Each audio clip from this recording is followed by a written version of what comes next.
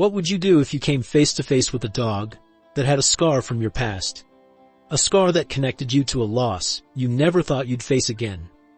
I didn't know it then, but finding that dog was about to change everything I thought I knew about loyalty, love, and survival. And trust me, you won't believe how this story ends. Before we dive in, make sure you hit that subscribe button, give this video a like, and turn on the notification bell so you won't miss any more heart-wrenching stories about the bonds we share with our dogs. It was one of those mornings when the weight of the world felt a little too heavy to carry. I'd been back from the war for months now, but the quiet of civilian life still didn't sit right with me. I had a house, I had food, I had the peace I'd fought so hard for, but none of that seemed to matter. The days blended together, empty and long. It was as though the life I'd lived before the military was a distant memory, a version of me that didn't quite fit anymore. That's when I found myself walking through the park, my boots crunching softly on the gravel path. I wasn't really thinking about anything, just trying to clear my mind, trying to outrun the ghosts that seemed to follow me. I'd stopped hearing the loud noises of war, but the quiet was even worse sometimes. It was loud in its own way. The silence just made me realize how alone I felt. Then I saw him. A dog. At first, I thought he was just another stray, wandering around looking for scraps. But as I took a closer look, something stopped me dead in my tracks. He was a German shepherd, his fur matted and dirty, his body thin and covered in scars. He looked like he'd been through hell, and maybe, just maybe, that was the thing that caught my attention. But it wasn't just the state he was in that froze me. It was the scar on his left side. It was unmistakable. The exact same scar I'd seen so many times before. A long, jagged mark running down his flank, almost like a badge of survival. It was a scar I knew all too well. My buddy Luke had a dog just like this one, a German shepherd named Rusty, and that scar, that damn scar, was burned into my memory because it was the last thing I'd seen before everything went to hell. I didn't know if I was hallucinating or if my mind was playing tricks on me. I hadn't thought about Luke or Rusty in months. It hurt too much to remember. But as I stood there, staring at this dog, a cold chill ran down my spine. Could it be? Was this Rusty? Could this dog really be Luke's? I had to know. Without thinking, I started walking toward him, my heart pounding in my chest. The dog didn't move, but his eyes followed me warily. There was a level of understanding in his gaze, as if he recognized something of me that I didn't even fully understand myself. "Hey there, buddy," I said softly, crouching down to his level. My voice cracked a little, and I could feel the tension building in my chest. It wasn't the words I was worried about. It was the feeling that something was pulling me closer to this dog, as if we shared a bond I couldn't explain. The dog took a hesitant step toward me, then stopped, his ears twitching. He sniffed the air, and then, just like that, he sat down in front of me, his body still tense, but his eyes were different. They were full of something familiar. Trust, maybe. I couldn't tell, but I knew that look. It was the look of someone who had been through too much, but still managed to hold on. I reached out a hand, slowly, and touched the scar on his side. The moment my fingers brushed against it, my heart skipped a beat. I swear I could feel it, this deep, almost overwhelming connection. It was like this dog was reminding me of everything I had lost, the memories of Luke, of the war, of things I hadn't let myself think about for so long. And then, in a voice barely above a whisper, I said, "Rusty." The dog's ears perked up, and for a second, I thought I saw something like recognition flicker in his eyes. But then, just as quickly, he stood up and took a few steps back, as though he was ready to run. I felt a rush of panic. Was I wrong? Was this just a random dog, nothing more than a stray in need of a home? I stood up, hesitant. "Hey, it's okay, buddy," I called out gently. "I'm not gonna hurt you." The dog paused, still looking at me with those deep eyes before he lowered his head. For a long moment, there was silence between us. And then, slowly, he walked toward me.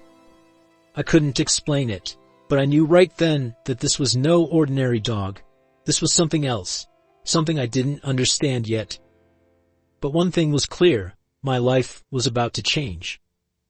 As I crouched down to reach for him again, the dog suddenly froze. His eyes shifted towards something in the distance, and before I could react, he bolted, disappearing into the trees. What was it? What was he running from? I don't know what it was that made me chase after him. I should have let him go. He was just a stray after all. But there was something about the way he looked at me like he knew me, or at least knew what I was feeling. And the way he ran, so fast and sure, like he had a purpose. Like he wasn't just running from me, but from something else. Something worse. I didn't stop running until I found him.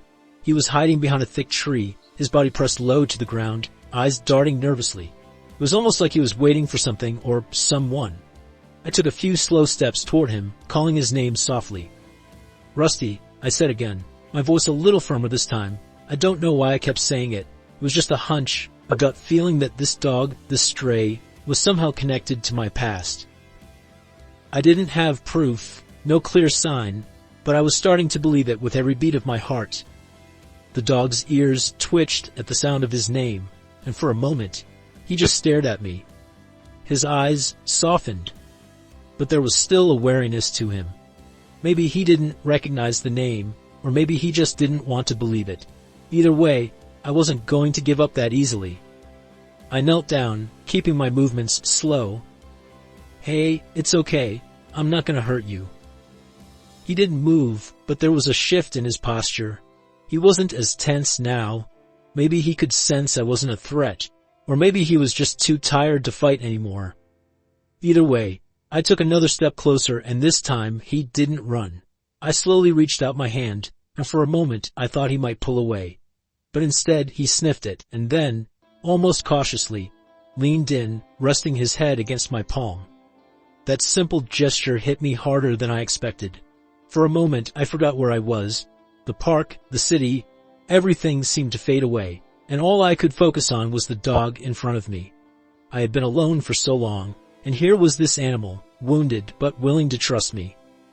It was more than I could handle. "Where did you come from?" I whispered, almost to myself. He pulled away and sat back on his haunches, his eyes locking with mine. There was something there, something familiar, something I couldn't quite put my finger on. And that scar, it was impossible to ignore. I couldn't stop looking at it. The jagged line running down his side was identical to the one I'd seen on Luke's dog years ago. Luke had been more than a friend. He was a brother to me, someone I'd shared everything with. And I knew I'd never forget the way Rusty looked at me the day we lost him. I took a deep breath, the memories flooding back. The war, the firefight, the explosion. It felt like it had happened yesterday. My chest tightened, and for a second I almost pulled away from the dog, but something stopped me. Maybe it was the way he was looking at me, or maybe it was the way his eyes seemed to understand me better than most people ever had. "Rusty, is that really you?" I asked, my voice cracking slightly. The dog didn't answer, of course. He just stared at me, those deep, intelligent eyes never leaving mine. It was like he was waiting for something too, waiting for me to make a move, to either believe or walk away. I couldn't just walk away. Not now. Not when there was this strange connection between us. For the next few days, I kept coming back to the park. Every morning, I'd walk the same path, hoping to see him again. And every time I found him, he'd be waiting for me, just as he had the first time. I tried to be patient, but I couldn't shake the feeling that I was on the edge of something big. Rusty wasn't just a stray dog. He was a reminder of everything I'd lost. And maybe, just maybe, he was a sign that I wasn't as alone as I'd thought. One afternoon, after spending some time sitting quietly beside him, I decided to take him home. He followed me without hesitation, his steps steady but cautious, as if he had no doubt that he was meant to be there. But the question still lingered. Could he really be Luke's dog? Was I just imagining things, hoping for a sign in a world that had already taken so much from me? Or was it something more, something I wasn't ready to face? As I opened the door to my house, Rusty hesitated, his eyes darting toward the street. Then with a sudden jolt, he turned and bolted back into the yard. What was going on? What had spooked him? I couldn't shake the feeling that Rusty was hiding something from me. Every time I thought I understood him, He'd do something that left me second-guessing myself. Maybe it was just me. Maybe I was projecting my own past onto him, desperately trying to find a connection that wasn't really there. But no matter how many times I told myself I was just imagining things, the truth was always there, staring me in the face. Rusty wasn't just some stray. He had been through something that had scarred him in a way that felt all too familiar.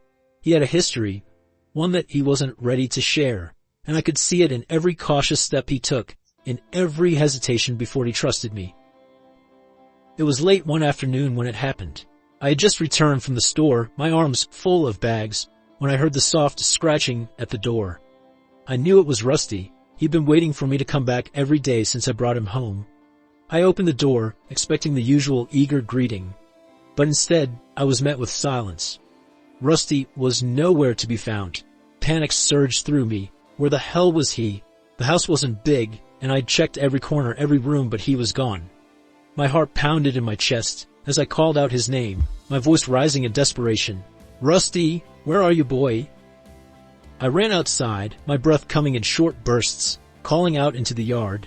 My eyes scanned every inch of the property, but there was no sign of him, not even a trace. Just as I was about to give up, I heard it, a faint whimper coming from the woods behind the house. Without a second thought, I took off running. The woods were dense and the path was uneven, but my heart wouldn't let me slow down. My mind raced with thoughts of what could have happened. Had someone taken him? Was he hurt? I pushed through the thick brush, not caring about the branches scratching at my arms or the brambles tugging at my clothes. I had to find him. I had to make sure he was okay. Finally, I saw him. He was standing in a clearing, his body tense, his ears perked up, staring at something in the distance. I called his name softly, my voice a little hoarse. "Rusty." He didn't turn around. He didn't even blink. His eyes were locked on something beyond the trees, something I couldn't see. My gut twisted. I was used to the stillness of the woods, but this felt different. It was as if Rusty had sensed something before I even knew it was there. I approached slowly, keeping my distance, not wanting to spook him. "Hey boy, what is it?" I asked gently. That's when I saw it, his scar. The scar that had been so familiar to me since the first time I laid eyes on him, but this time it looked different. It was as if the scar had deepened, as if it had become a part of his body in a way that had nothing to do with healing.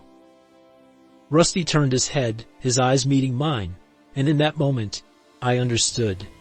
This scar wasn't just a mark on his skin, it was a reminder of something that had happened, something he couldn't forget. I knelt down beside him, my hand reaching out to touch his side. He flinched, but didn't pull away.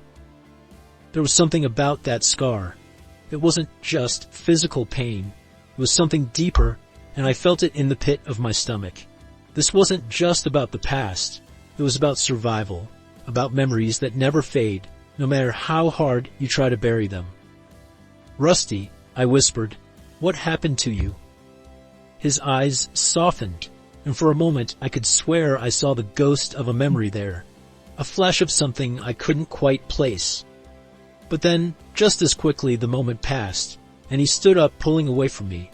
Without warning, he bolted again, running deeper into the woods, as if he had sensed something I couldn't even imagine. I followed him, this time more cautiously, but he was faster, more agile, moving through the trees like he knew every inch of the forest. It was clear now, he was running from something, or maybe to something. Something that I couldn't see. I called after him, but he didn't stop. As I pushed through the trees, I found myself at the edge of a small creek. Rusty was standing by the water, his head low, as if he were waiting for something. I caught up to him panting and kneeled beside him. "Rusty, what is it? What are you waiting for?" He didn't answer, of course, but his eyes told me everything. There was a fear there, a fear I recognized all too well. For the first time since I'd met him, I realized that maybe this wasn't just about me trying to help him. Maybe, just maybe, Rusty was trying to help me too. As I reached out to comfort him, a distant sound echoed through the trees, a low growl, followed by the crack of branches snapping. Something was coming, something that would change everything. The sound of branches snapping in the distance sent a chill down my spine. I froze, my heart pounding in my chest. I had no idea what it was, but I knew one thing for sure. Rusty knew it was coming. He was standing stock still, his body tense, ears pricked forward, eyes locked onto the woods in front of us. I could hear it too now. Slow, deliberate footsteps. Something was moving toward us, something big, something dangerous. "Rusty," I whispered, my voice barely audible. My breath came out in shallow gasps as my instincts kicked in. I had been through enough in my life to know when something wasn't right. This wasn't just the rustling of animals in the forest. No, this was something else, something more menacing. I took a step closer to Rusty, but he didn't budge. He was standing firm, a silent sentinel, waiting for whatever was coming. His eyes never left the trees, and I could feel a cold knot forming in my stomach. I didn't know what it was, but I wasn't ready for it. I stepped back, trying to figure out my next move. Should I run? Should I stay with Rusty? But before I could make up my mind, Rusty suddenly took off, bolting toward the source of the noise. I could hear him growling low in his throat, a growl that carried a weight of warning. "Rusty, wait!" I shouted, running after him, but he was already disappearing into the woods faster than I could follow. My heart raced as I chased after him, branches slapping against my face, my breath coming out in ragged bursts. I had no idea what was happening, but one thing was clear. Rusty wasn't afraid. Whatever this was, he had faced it before. I rounded a bend in the trees, and that's when I saw it. A man. He was standing in a clearing, watching us with cold, calculating eyes. His face was hardened, weathered by years of something darker. His clothes were ragged, torn from the brush, and there was a rifle slung over his shoulder. My blood ran cold. I had no idea who this guy was or what he wanted, but Rusty was circling him, still growling, eyes fixed on the man with a hatred that seemed almost personal. "Stay back," the man warned, his voice gruff. "You don't know what you're messing with." I didn't back down. I couldn't. "Who are you?" I asked, my voice shaking. "What do you want with him?" The man's lips curled into a sneer. "He's not your dog. You don't know anything about him." The tension in the air was thick enough to cut through with a knife.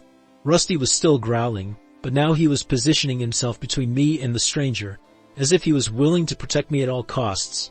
The scar on his side seemed to throb with an intensity I hadn't noticed before, and I realized then that the scar wasn't just a physical mark. It was a part of his history, something that tied him to this man in a way I couldn't yet understand. "Get out of here," the man spat. "You don't want to get involved in this, trust me." I stood my ground, the weight of the situation sinking in. "What the hell is going on? Why are you here?" The man's eyes flickered to Rusty, and for a brief second, something like regret flashed across his face.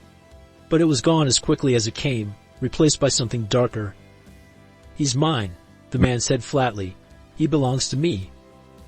I shook my head, my heart pounding in my ears. "No, he's not yours. He's not anyone's." But as I said it, I realized the truth. Rusty had a past, and it was tied to this man in a way I hadn't yet figured out. The scar on his side, the way he reacted to the stranger, it was all starting to make sense. Rusty hadn't just run from this man. He had escaped him. I took a step forward, my eyes locked onto the stranger's, refusing to back down. "Rusty's been through enough. He's not going back with you." For a moment, the man didn't move, and for a heartbeat, it seemed like we were at a standstill. But then, Rusty lunged. I had never seen him move so fast. His teeth bared, his body coiled like a spring. He leaped toward the man, knocking him off balance. The man stumbled back, surprised by the force of the attack, and Rusty bit down on the sleeve of his jacket, holding on like his life depended on it. "Rusty, no!" I shouted, rushing toward them, trying to pull the dog off. But Rusty wasn't listening. He wasn't just defending me, he was fighting for something more. I grabbed Rusty by the collar and yanked him away, my heart racing. The man scrambled to his feet, cursing under his breath, but he didn't make a move toward us again. "Get the hell out of here," I told him, my voice low and filled with anger. "Rusty's free. You have no claim on him." The man sneered one last time, then turned and walked away, disappearing into the trees as quickly as he'd appeared. I stood there, breathless, my heart still pounding. Rusty was panting beside me, his body still tense but slowly relaxing. I crouched down, brushing his fur gently. "You're safe now," I murmured, even though I wasn't sure I believed it. Cliffhanger, but as I looked around, something didn't feel right. The woods were eerily quiet now, too quiet. Had he been alone, or was there more to the story than I had just seen? The day after the confrontation with the man in the woods, I barely slept. My mind wouldn't shut off. I kept replaying every moment, every word, every look. The way Rusty had attacked the stranger, the way he'd fought for me, not just for me but for his freedom. I knew it wasn't just about loyalty, it was about survival. Rusty wasn't just my dog, he was a survivor, and he was carrying a past that neither of us was ready to confront. When I woke up, I found myself sitting at the kitchen table staring at nothing. My coffee had long gone cold, and the silence in the house felt heavier than usual. Rusty wasn't there, he'd been gone for hours. At first, I thought maybe he was just out in the yard, running around, but then I remembered. He never wandered too far from me, not after everything we'd been through together. I rushed outside, calling his name, my voice echoing through the empty yard. No response. Panic began to claw at my chest, but I pushed it back. I couldn't lose him. Not now, not after everything. I ran to the woods. My heart was in my throat as I called his name again, hoping against hope that he would come running out from behind the trees, tail wagging. But no Rusty. I kept moving, deeper into the woods, until I found the old creek where we'd been the day before, the spot where the man had appeared. I couldn't explain it, but something told me I would find him there. And there he was.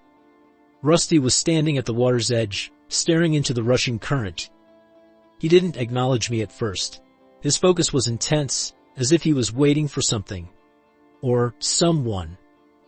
I took a slow, cautious step forward.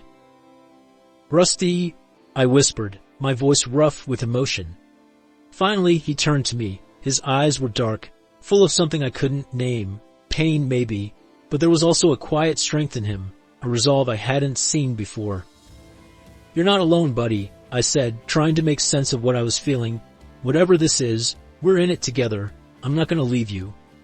But Rusty didn't move. He just kept staring into the water, his body tense. I walked closer, crouching down beside him. I didn't need to say anything more. I could feel it. Rusty was making a choice about his past, about who he was and who he was becoming. I reached out, gently placing my hand on his back. He flinched slightly, but didn't pull away. I could feel his muscles tighten under my touch. He was struggling with something deep within him. Then I saw it, a glimmer of something shining, just beneath the surface of the water. It was a piece of metal, half submerged, just barely visible. My heart skipped a beat. I reached down, pushing through the cold water until I grabbed it, a tag. I pulled it out, and the breath caught in my chest when I saw the engraving. It was a military tag. "Rusty," I whispered, the pieces of the puzzle starting to come together. The dog, the scar, the strange connection to the man. I knew now. Rusty wasn't just a stray. He had been trained for something inhumane.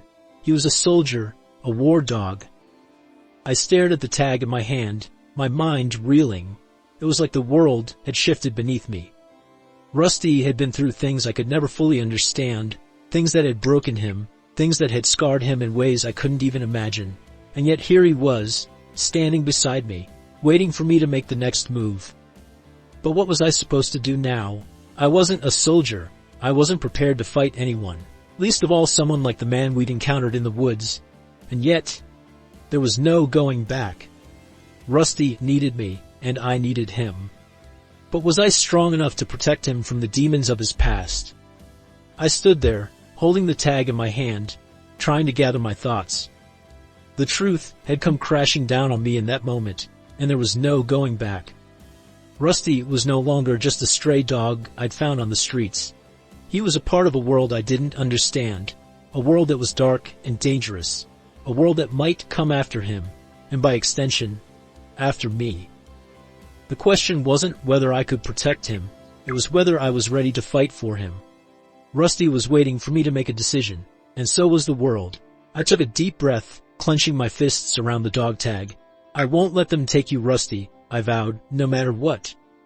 But even as I said the words, a dark, nagging feeling settled deep in my gut. This wasn't just about me and Rusty anymore. This was about a past that was coming back to haunt both of us. And just as I turned to leave, a rustling sound from behind me made my heart stop. I wasn't alone. Someone was watching. I froze. The rustling sound behind me was unmistakable. My heart skipped a beat as I instinctively moved in front of Rusty, ready to protect him, even though I had no idea who or what was lurking in the shadows. "Who's there?" I called out, my voice shaky but firm.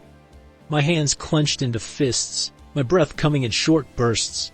There was a brief pause before I heard a voice, soft, low, and unmistakably familiar. "It's me." I spun around, my pulse hammering in my chest. There, emerging from the trees, was the man I'd seen the day before, the one who had claimed Rusty as his own, the one whose presence had sent a wave of cold dread through my entire body. "Why are you following us?" I demanded, my voice growing louder, more desperate. "What do you want from him?" The man didn't answer immediately. Instead, he took a step closer, his gaze focused on Rusty. Rusty, standing behind me, growled low, but didn't move from my side. It was as if he was waiting for me to decide what came next. "I told you yesterday," the man said, his voice still gruff.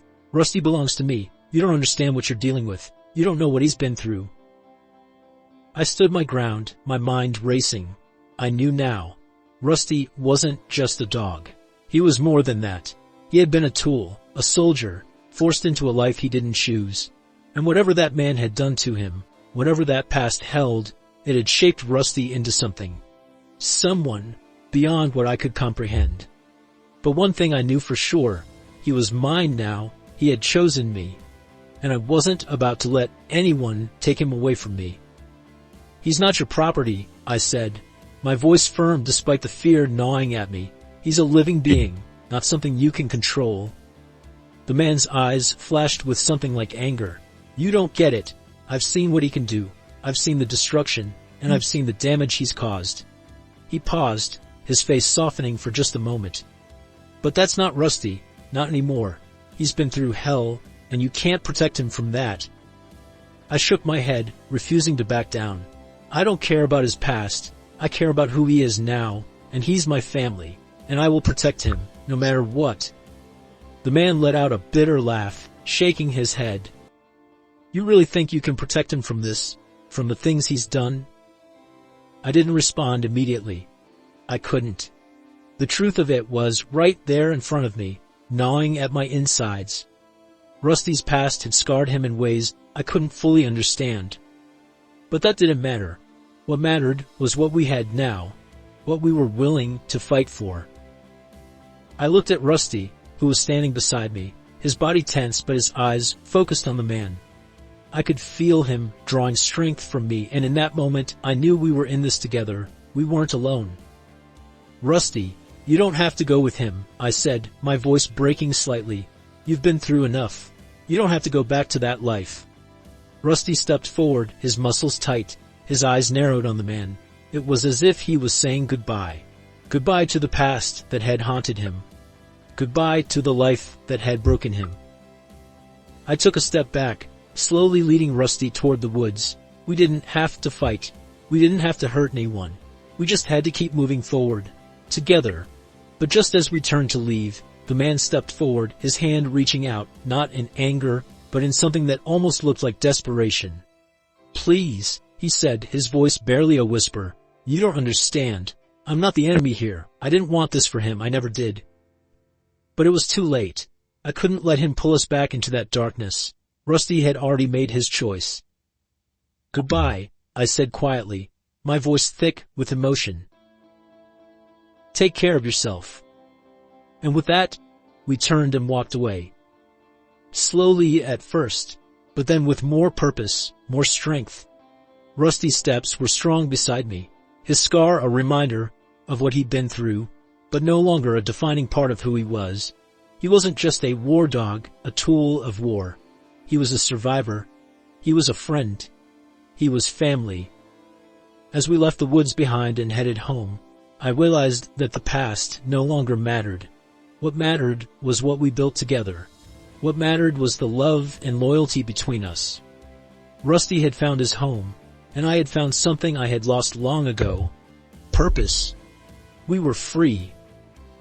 And as I looked down at Rusty, I realized that no matter what came next, we would face it together. There was no past that could keep us from moving forward. No darkness that could take away the light we had found in each other. If Rusty's story touched your heart, don't forget to subscribe, give us a like, and hit the notification bell. Share this journey with other dog lovers, and let's continue spreading love and hope. Have you ever had a moment when you realized just how much your dog meant to you? Share your story in the comments below. We'd love to hear how your furry friend has changed your life. And as always, thank you for being part of our community. We'll see you in the next adventure.